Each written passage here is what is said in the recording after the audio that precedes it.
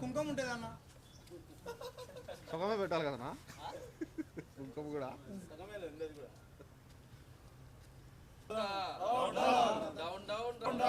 Ban చేయాలి ABN channel ని, ban చేయాలి ఏబిఎన్ ఛానల్ ని, down down Radhakrishna, down down Radhakrishna, down down Radhakrishna, down down broker Radhakrishna, down down broker Radhakrishna, down down broker Radhakrishna, down down broker Radhakrishna, down down down down Radhakrishna, down down down Radhakrishna, down down ఆడింగల్ Radhakrishna, down down ఆడింగల్ Radhakrishna, down down ఆడింగల్ Radhakrishna, down down 0.5 down down Radhakrishna, down down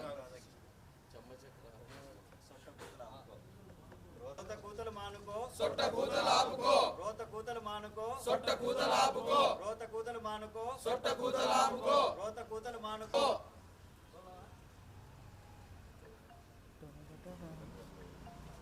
చెమ్మచక్క Radhakrishna, చెమ్మచక్క రాధాకృష్ణ, చెమ్మచక్క రాధాకృష్ణ. ఏమన్నా తక్కువైతే చూడండి doctor గారు, ఒకసారి ఏదన్నా తక్కువైందా? ఏదో వెల్తిగా కనిపిస్తుంది, రాష్ట్రానికే వెళ్తి కళ ఉట్టిపడ్డా కనిపిస్తుంది. ఉట్టిపడేదానికి ఆ కళ్ళకి ఏమన్నా చేయండి డాక్టర్ గారు.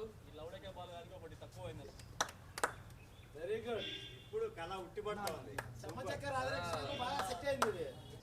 చెమ్మచక్క రాధాకృష్ణ, చెమ్మచక్క రాధాకృష్ణ, చెమ్మచక్క Radhakrishna, down down ABN, down down రోతకృష్ణ, డౌన్ డౌన్ రోతకృష్ణ, డౌన్ డౌన్ రోతకృష్ణ, డౌన్ డౌన్ రోతకృష్ణ, down down.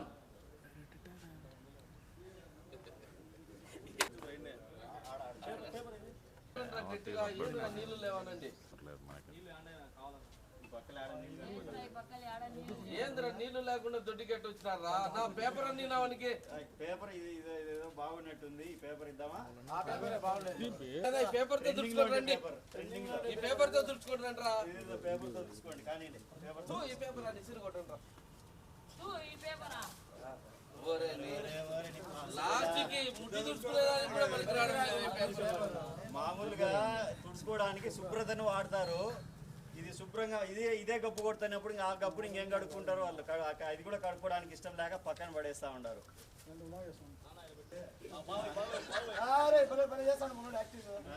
Super super super. పట్టుకొని పంపిస్తాడా?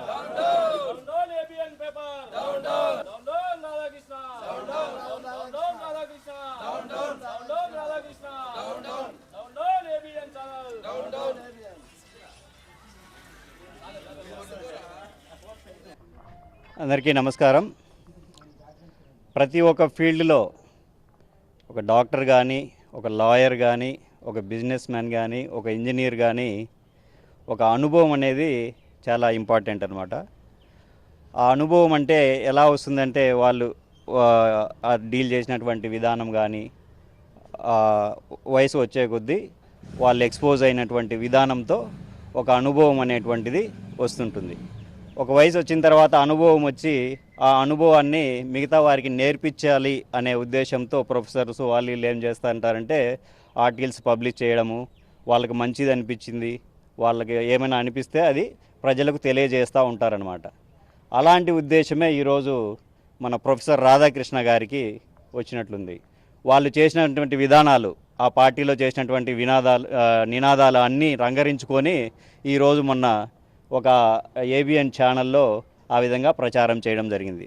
వాళ్ళు చేసినటువంటి విధానాలు ఏంటి అంటే మొత్తం రాష్ట్రం విభజించబడినటువంటి మొదలు పెట్టుకుంటే అప్పుడు సంయుక్త రాష్ట్రం అని చెప్పి అప్పుడు ఒక మాట, మళ్ళీ దాని తర్వాత సమన్యాయం కొబ్బరి చిప్పలు అని చెప్పి మరొక నిదానం, ఒక విధానం అంటూ లేకుండా యూటర్న్లు తీసుకుంటూ ఉన్నారు. మరి అప్పుడు గుర్తు రాలేదేమో వీళ్ళకు, వాళ్ళ పార్టీ క్యాడర్కి వెన్నెముక లేదు, మెదడులో గుజ్జు లేదనేది అప్పుడు గుర్తు రాలేదేమో. ఆ అనుభవమే ఈరోజు చెప్పినట్టున్నారు. మళ్ళీ దాని తర్వాత ఒక రాజకీయ సంబంధించి మోడీ గారితో ఎన్ని టర్న్లు అంటే అది యూటర్న్ అనాలో ఇంకేం టర్న్ అనాలో కూడా తెలియదు. మొదట ఏమన్నాడు, అహ్మదాబాద్లో అల్లర్లు చేసిన ఉగ్రవాది అన్నాడు. దాని తర్వాత మోడీని మించినటువంటి కిరాతకుడు దేశంలో లేనన్నాడు. మోడీకి ఒక ఫ్యామిలీ లేదన్నాడు, మోడీకి ఒక కుటుంబం కానీ ఎలాంటిది లేదు అని చెప్పాడు. ఇప్పుడు ఏం చెప్తున్నాడు, మళ్ళా ఒక శతాబ్దానికే ఆయన గొప్ప నాయకుడు అని చెప్పి కీర్తిస్తారు. అంటే ఇన్ని యూటర్న్లు తీసుకున్నా కూడా మరి వాళ్ళ పార్టీ వాళ్ళు ఆయన్ని చెప్పిన దాన్ని శిరసా వహిస్తూ ఉన్నారు. మరి వాళ్ళకు మెదడులో గుజ్జు లేదా, లేకపోతే వెన్నెముక లేదా? ఇంకా దాని తర్వాత మొన్న సూపర్ సిక్స్ అని చెప్పి ఆడబిడ్డ నిధి చెప్పినాడు. దాని తర్వాత నిరుద్యోగ భృతి అని చెప్పినాడు, ఉచిత గ్యాస్ అని చెప్పినాడు, తల్లికి వందనం, రైతు భరోసా.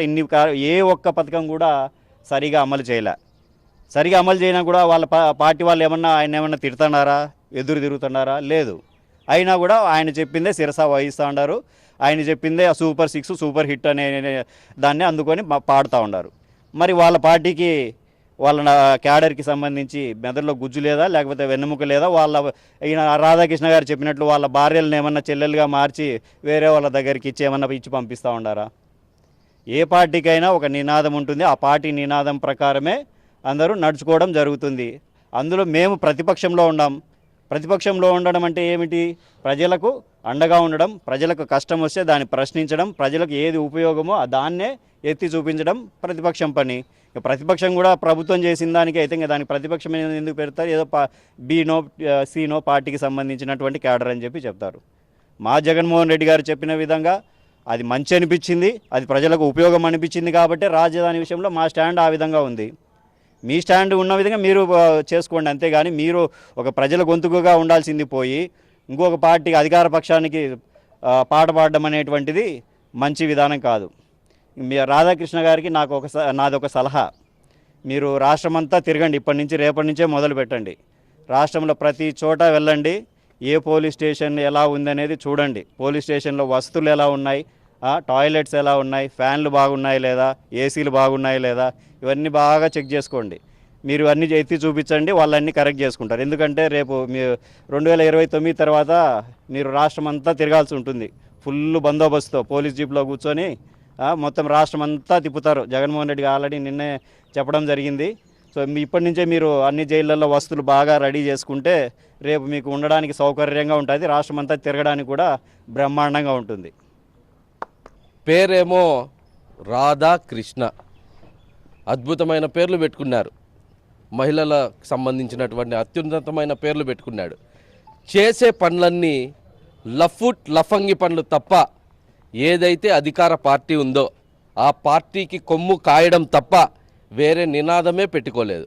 ముఖ్యంగా ఆ ఏబిఎన్ ఛానల్లో చెప్పినట్టు జగన్మోహన్ రెడ్డి ఇది నంది కాదు పంది అంటే అనే విధంగానే వీళ్ళ ఛానల్ చంద్రబాబు నాయుడు గారు అది నంది కాదు పంది కూడా కాదు, కుక్క కూడా కాదు, దున్నపోతంటే అతను చంద్రబాబు నాయుడు ఏది చెప్తే అది చూపించే విధంగా ఈ ఆంధ్రజ్యోతి కానీ ఈ ఏబిఎన్ ఛానల్ కానీ తయారవుతుంది. ముఖ్యంగా మీరు గమనించినట్టయితే జగన్ మా విగన్ అనగానే గజ్జ గజ్జ గజ్జ గజ్జ వణికిపోతున్నారు.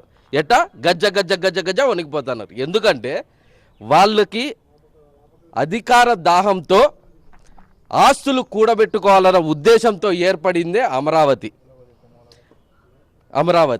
దాన్ని భూస్థాపితం చేసే విధంగానే వీళ్ళు తప్పుడు ప్రచారాలు, తప్పుడు హామీలు, తప్పుడువన్నీ చేస్తున్నారు.